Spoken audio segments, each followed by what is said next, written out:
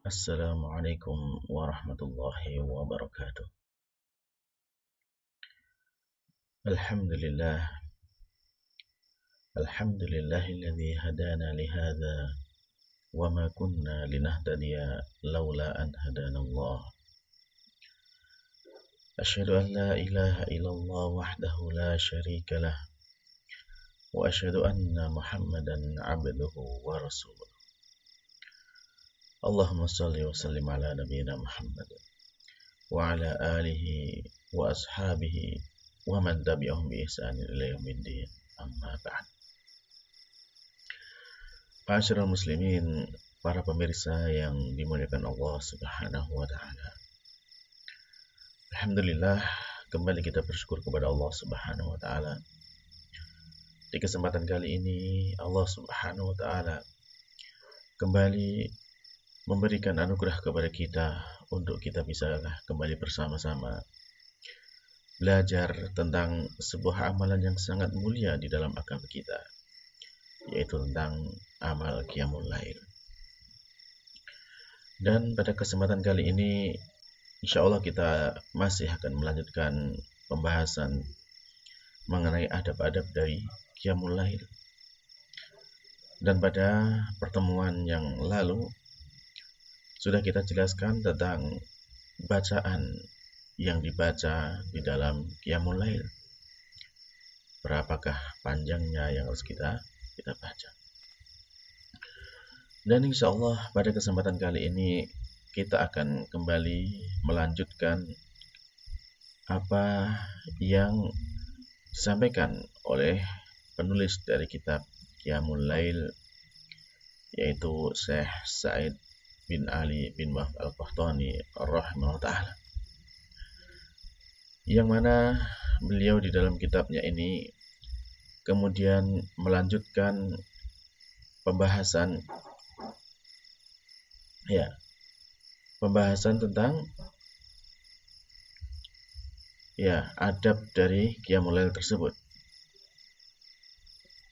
yang mana yang beliau sampaikan dalam lanjutan tentang bacaan dari qiyamul lail ini, beliau kemudian mengatakan bahwasanya adapun bacaan keras ataukah bacaan lirih di dalam qiyamul lail, maka telah ada riwayat dari Ibunda Aisyah radhiyallahu anha bahwasanya beliau ditanya tentang bacaan Nabi Shallallahu alaihi wasallam di waktu malam. Apakah Nabi membaca dengan keras ataukah Nabi membaca dengan lirih? Maka beliau, Ibunda Aisyah radhiyallahu anha, menjawab, kullu dzalika qad kana yaf'al. Jadi semua itu sudah pernah dilakukan oleh Nabi Shallallahu alaihi wasallam. Rubama jahara, terkadang beliau membaca dengan keras, wa rubama asarra, dan terkadang juga beliau membaca dengan lirih. Maka dari sini para pemirsa sekalian yang dimuliakan Allah Subhanahu wa taala, ternyata Nabi di dalam qiyamul lail beliau kadang membaca dengan keras dan kadang juga membaca dengan lirih. Apa yang disampaikan oleh Bunda Aisyah ini juga dikuatkan dari riwayat yang lain dari sahabat Abu Qatadah, semoga Allah meridainya, bahwasanya Nabi Shallallahu alaihi wasallam pernah berkata kepada sahabat Abu Bakar. Beliau bersabda kepada sahabat Abu Bakar, "Ya Abu Bakar, wahai Abu Bakar, marartu bika wa innaka tusolli." Saya melewatimu sedangkan engkau dalam keadaan sholat. Tahfadhu sautak. Dalam sholatmu kamu melirihkan suaramu, merendahkan suaramu, artinya pelan. Bacaan dari sahabat Abu Bakar ini. Maka sahabat Abu Bakar pun punya alasan.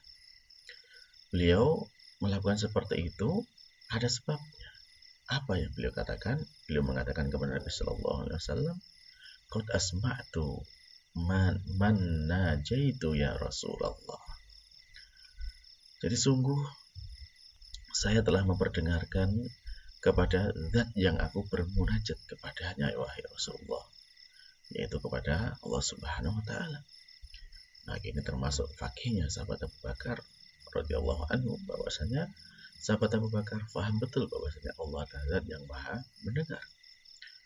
Maka untuk itu beliau pun cukup membaca dengan pelan saja ketika membaca dalam qiyamul lail.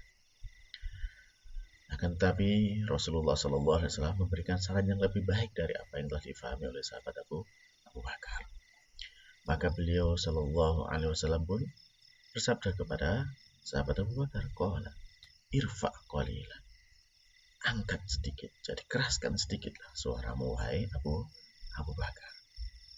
Ini adalah saran dari Rasulullah kepada sahabat Abu Bakar. Karena kita tahu sahabat Abu Bakar adalah sahabat yang lembut, dan ketika pun beliau bermunajat kepada Allah Subhanahu wa taala, maka beliau suka dengan suara yang lirih. Tetapi kemudian Rasulullah menganjurkan agar dikeraskan sedikit suaranya. Nah, demikian juga Rasulullah Shallallahu Alaihi Wasallam pernah berkata kepada sahabat Umar, waqala li Umar, beliau bersabda kepada sahabat Umar, marartu bika wa anta tusalli, saya telah melewatimu sedangkan kamu dalam keadaan sholat, rafi'an sautak, sementara suaramu sangat tinggi, suaramu sangat keras. Ya. Maka mendapati seperti ini sahabat Umar pun juga punya alasan mengapa beliau melakukan yang demikian. Sehingga beliau berkata, faqala, maka beliau pun berkata, ya Rasulullah, wahai Rasulullah, auqidhil wasnan wa atradis syaitan.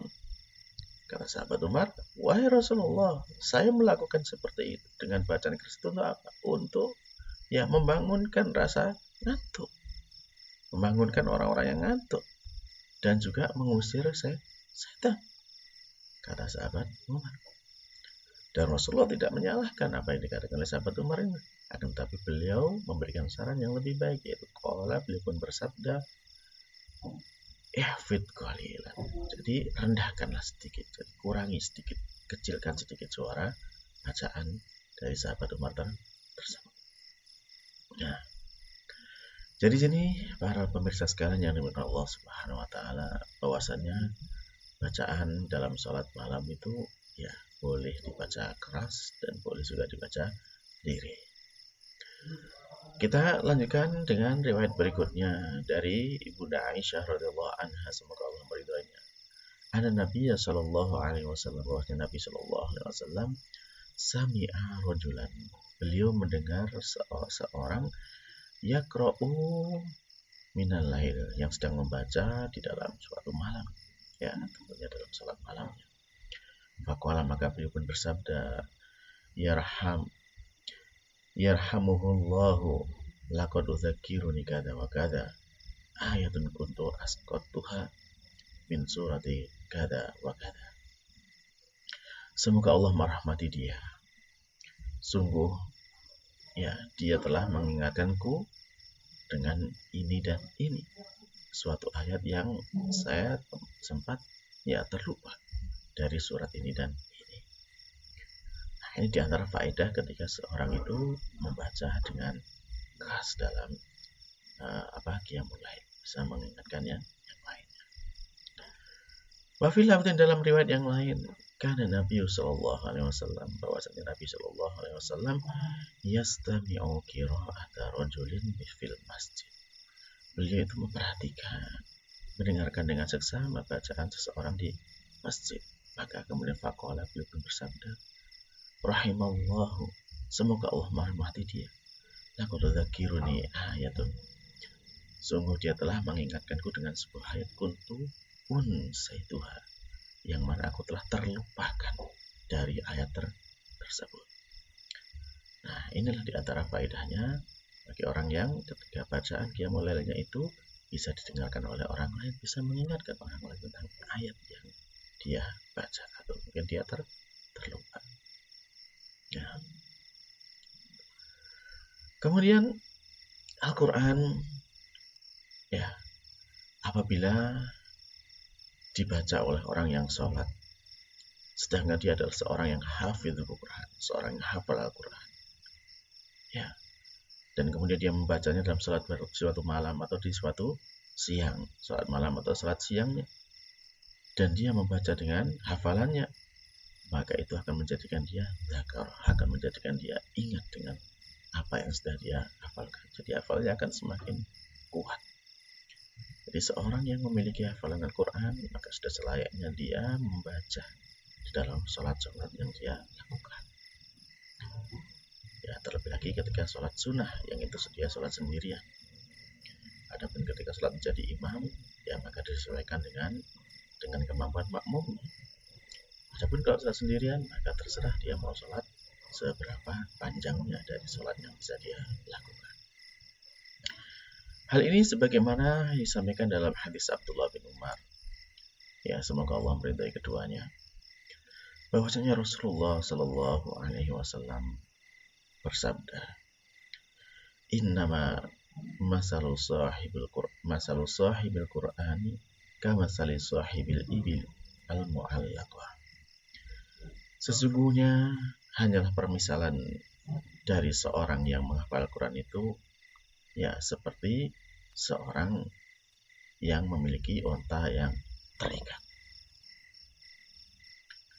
In ahada, jika dia memperhatikannya, alaiha terhadap onta tersebut, amsakah, maka dia bisa menjaga, bisa menahannya, bisa memelihara, memegangnya. Wa in atlaqaha, dan apabila dia melepaskannya, maka onta itu akan pergi. Jadi seperti inilah ibaratnya Al-Quran bagi seseorang.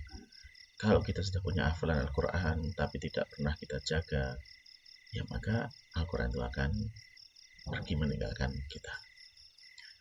Di dalam riwayat yang lain, diriwayatkan oleh Imam Muslim, bahwasanya Rasulullah SAW bersabda, wa idza qama sahibul Quran, dan apabila seseorang yang hafal Quran itu berdiri untuk sholat, faqara'ahu, lalu dia membaca Al-Quran itu bilaili wan nahar, di waktu malam dan di waktu siangnya, dzakarahu, maka dia akan ingat dengan hafalan Qurannya itu. Wa idza lam yakun bihi, dan apabila dia tidak bangun, tidak berdiri untuk sholat dengan membaca Al-Quran tersebut, nasiyahu, maka dia akan lupa terhadap apa yang telah dihafalkan dari Al-Quran tersebut. Dari riwayat Imam Muslim. Jadi penting sekali para pemirsa sekalian, bahwasanya ya kalau kita punya hafalan Al-Quran sedikit ataupun banyak, maka kita gunakan, kita baca di dalam sholat-sholat kita siang ataupun malamnya. Karena dengan sebab itulah Allah Subhanahu wa Ta'ala akan membantu kita untuk ya supaya kita tetap hafal, tetap ingat dengan apa yang sudah kita hafalkan dari bacaan Al-Quran kita. Baiklah para pemirsa sekalian yang Allah Subhanahu wa Ta'ala, maka sampai di sini ya kita bisa memahami tentang pentingnya kita melaksanakan ibadah khususnya Qiyamul Lail ini, dan juga pentingnya kita membaca Al-Quran atau memurojaah hafalan kita di dalam sholat kita, karena itu akan membantu kita untuk semakin ingat dengan apa yang sudah kita hafalkan dari Al-Quran tersebut. Nah, akhirnya para pemirsa sekalian yang dimuliakan Allah Subhanahu wa Ta'ala, ya dengan terus memohon kepada Allah Subhanahu wa Ta'ala, maka kita senantiasa berdoa kepada Allah Subhanahu wa Ta'ala agar kita diberikan hidayah taufik, diberikan kemudahan untuk senantiasa bisa melaksanakan ibadah Qiyamul Lail ini dalam segala kesempatan kita, di waktu kita di rumah, di waktu kita ya safar, di waktu kita sempit, di waktu kita lapang. Mudah-mudahan Allah senantiasa memberikan kemudahan bagi kita untuk tetap bisa istiqomah di dalam menjalankan ibadah Qiyamul Lail, ibadah yang sangat mulia ini, dan Allah menjadikan kita sebagai hamba-hamba yang terjaga hafalan Qur'annya melalui ibadah Qiyamul Lail tersebut. Dan kita akhiri pada kajian kali ini dengan baca doa kafaratul majelis. Subhanakallahumma rabbana wa bihamdika asyhadu an la ilaha illa anta astaghfiruka wa atubu ilaik. Assalamualaikum warahmatullahi wabarakatuh.